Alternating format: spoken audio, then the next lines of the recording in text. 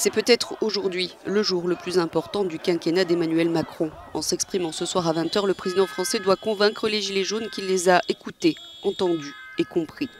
Les premières concessions faites la semaine dernière, comme l'annulation de la hausse des prix des carburants, le gel des tarifs du gaz et de l'électricité cet hiver, n'ont pas suffi. Et plus que des mesures en faveur du pouvoir d'achat, les Gilets jaunes attendent aussi de l'exécutif un changement de politique, de méthode. Ce que je propose au président de la République, c'est qu'il parle de la mise en œuvre d'un nouveau contrat social, de la préparation de ce que doit être le partage social au XXIe siècle, l'État-providence au XXIe siècle. Au fil des 4 semaines de mobilisation, le chef de l'État français est lui-même devenu le catalyseur de cette colère populaire.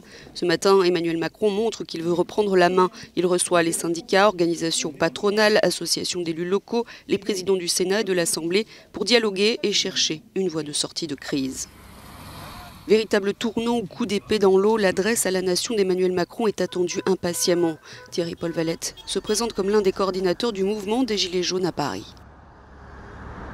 Si les mesures annoncées ne sont pas immédiates, c'est qu'il va y avoir une radicalisation du mouvement. Ça va être de plus en plus dur, violent et avec de la casse. Et on va aller vers quelque chose d'insurrectionnel.